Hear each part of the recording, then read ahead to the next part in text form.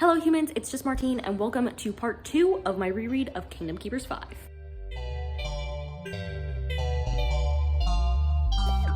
I stopped at page 290 in my first vlog. If you haven't seen it, check it out there. They just got on this ship again after a scouting mission and I think they're about to have their day at Castaway Key.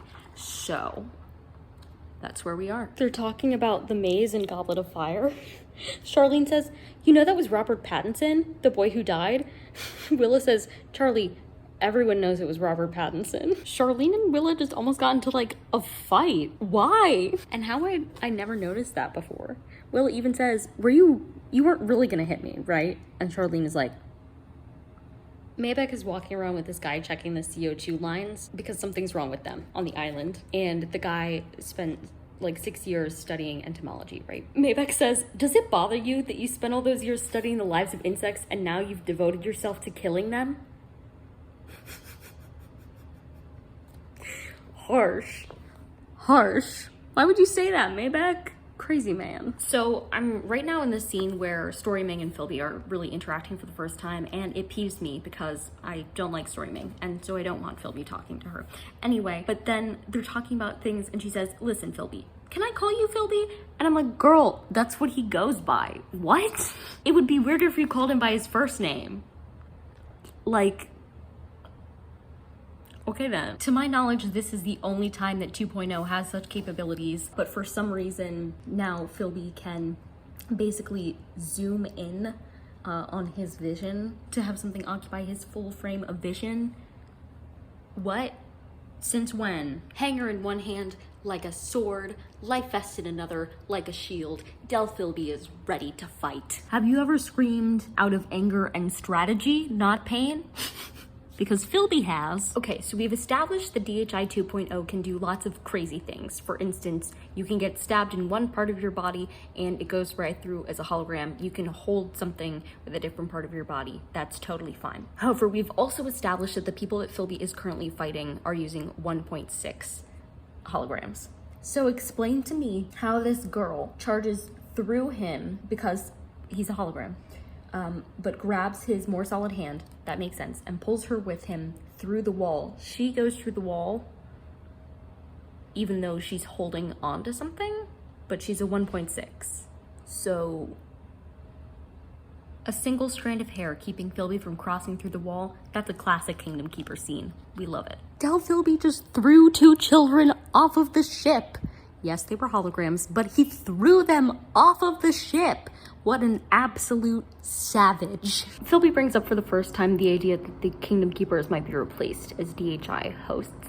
He's like, "We haven't recorded any new lines in a year. We're testing this new technology for them. We look nothing like our actual DHIs do anymore because it's been years since we modeled as them." Which is interesting because in the beginning of the book, they talked about all the new movements they're able to do more smoothly with 2.0 because of all the extra work that they did modeling, like more extreme sports and stuff.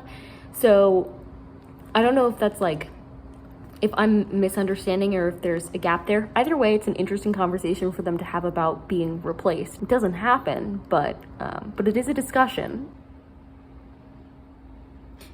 Philby and Willa. I love them so much that I have literally 2 tabs in this book, and they're both scenes in which one of them is talking about their feelings for the other or something. So in this one that I just passed, she's like, "That's what I love about you. You think about everything." And he's like, "Love? Huh?" Like in his brain. I love them. Now, I'm going to take issue with this narration on page 394, where it's talking about how Philby collects data and when he reaches a conclusion, it's very concrete, very straightforward, definite truth, and that all this data leads to a single truth.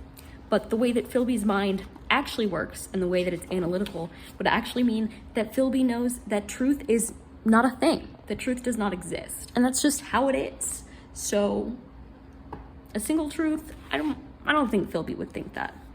I think Philby likes to be right. I don't think that's an unfair thing to conclude, but do I think he believes in a singular truth in all instances?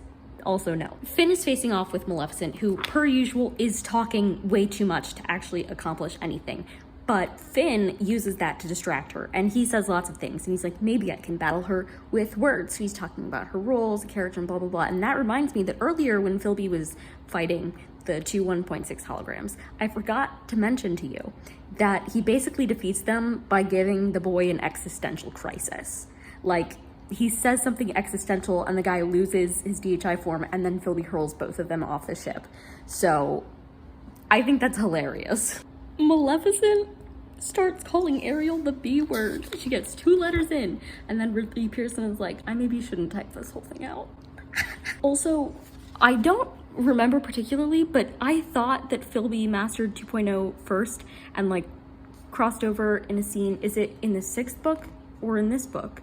Either way, at one point in the next few books, Philby steps out of a net while he's fighting pirates, and he hadn't been crossed over. And Finn is like, how did he get out and not me? But that hasn't happened yet, and Finn just turned 2.0 when he hasn't crossed over. So am I misremembering that? Or anyone out there who ships Famanda, you make no sense to me, because Finn Whitman has kissed 2 other girls in this book.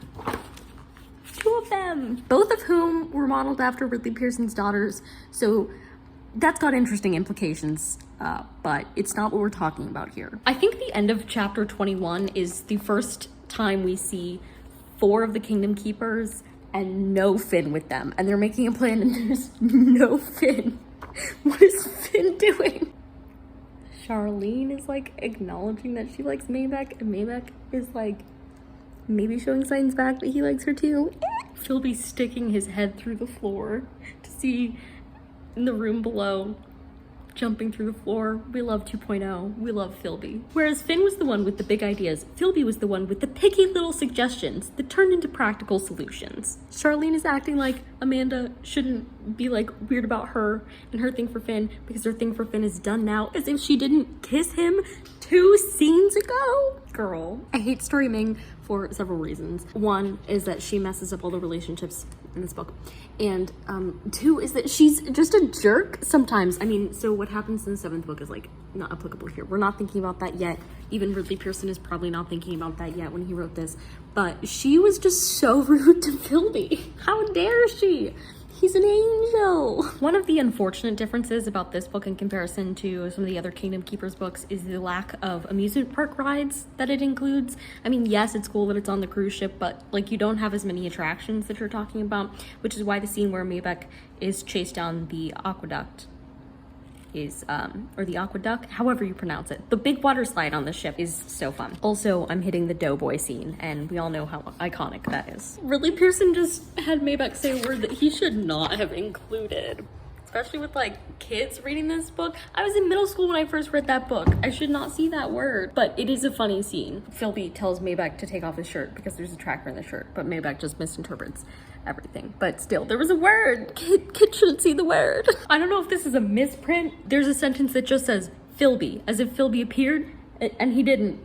Philby's not anywhere in here. What's going on? Did Finn Whitman just drop a fact about cicadas as his like winning moment in a fight with a voodoo priestess?